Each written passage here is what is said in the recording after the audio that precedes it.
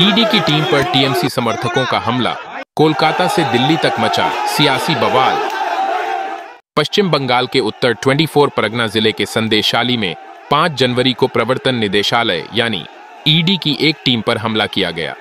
ED की team कथित ration वितरण घोटाले के सिलसिले में कई लोकेशन पर छापेमारी करने गई थी। टीएमसी नेता शाहजहां शेख के घर पर ईडी की टीम रेड मारने के लिए पहुंची थी, तभी उन पर हमला हो गया। स्थानीय लोगों और टीएमसी कार्यकर्ताओं ने ईडी और सीआईएसएफ पर हमला कर दिया। भीड़ ने ईडी अधिकारियों और सीआईएसएफ के वाहनों को भी निशाना बनाया। मिली जानकारी के मुताबिक 200 से ज्यादा लोगों की भीड़ ने अधिकारियों और सीआईएसएफ के जवानों को घेर लिया था।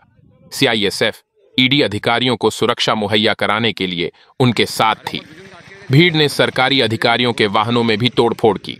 इस घटना पर बीजेपी ने नाराजगी जताई है और देश भर में इस घटना की निंदा की जा रही है।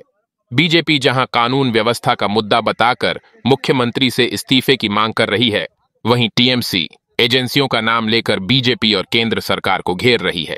देखिए, इन सब के अगेंस्ट में कंप्लेन है और करप्शन के चार्जेस है, तो स्वाभाविक है इनके ऊपर तो ईडी का कार्रवाई होगा, क्वाइट ऑब्वियस है। लेकिन जिस तरीके से आज संदेशखाली में शाहजहां शेख के वहाँ पे जिस तरीके से ईडी के अफसर के ऊपर प्रेस के ऊपर जो हमला हुआ है, वो दिखाता है कि बंगाल में रोहिंग्या मुस्लिम जो है उनको घुस के बंगाल की पूरी लॉ एंड ऑर्डर को क्या कर चुके हैं। और ये जो ईडी के साथ हो रहा है, ये सिर्फ ईडी के साथ नहीं हो रहा है, ये अपना बंगालियों का फ्यूचर दिखा रहा है। बंगालियों के साथ भी ऐसे आगे आने वाले समय में होने वाला है। अगर ये सरकार तो कुछ नहीं करेगी, ये सरकार अगर रहेगी और भी तेजी से ऐसी चीजें होती रहेगी। इसका कड़ी से कड़ी भाषा में हम लोग निंदा करते हैं और उसके साथ साथ ये भी कहना चाहते हैं कि जब कोई भी निरपेक्ष तदंतकारी केंद्रीय संस्था कोई भी राज्य पर जाते हैं और वो भी महामान्य उच्च अदालत के निर्देशानुसार, और जब उनके ऊपर अटैक होते हैं, इससे बड़ी निंदा का विषय हो ही नहीं सकता है।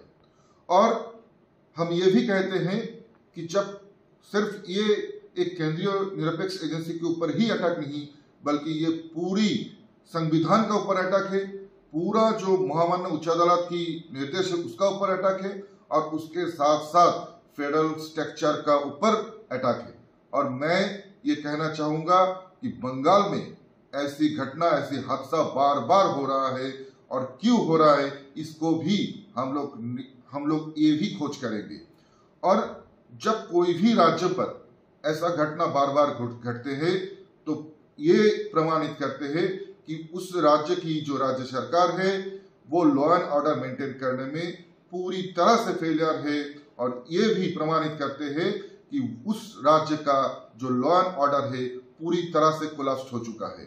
ये ऐसा घटना का हम तीव्र निंदा करते हैं, और जो हादसा में जिन ऑफिसर्स के साथ ये हादसा हुआ है उनके परिवार के साथ भी हम लोग संवेदना उनके प्रति भी हम लोग जनाते हैं। और इस घटना को हम लोग बहुत ही गंभीरता से लिए हैं। निर्दिष्ट रूप से आगे जाके क्या होगा हम लोग ये डिसीजन भी लेंगे, और क्यों बार बार बंगाल में ऐसा घटना हो रहा है निर्दिष्ट रूप से इसका भी खोज हम लोग करेंगे। So we heard the central BJP in a press conference in New Delhi. As usual, the chronology that the BJP addresses press out here, obviously trying to make as much use of the chaos, and then again in Delhi they try to take that same story forward. They are asking for resignation of Mamata Banerjee. Time and again, Bengal has reminded them that this is a democratically elected government, Trinamool Congress government, and that too for the third time. It was elected in 2021 on people's mandate. And time and again, BJP has been trying to not allow this government to function. Now, isn't this a coincidence? Or should we say that this is some kind of a conspiracy?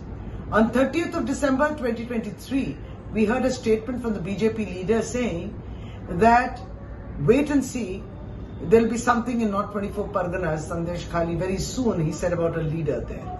And that I will take the smoke out of him. Iske धुआं निकाल देंगे.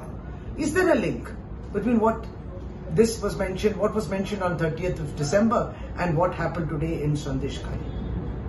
Now, you are asking for a resignation of Mamata Banerjee. The entire country is asking for resignation of Pradhan Mantri Narendra Modi. You have still not done anything about Manipur. You have not even reached out to Manipur.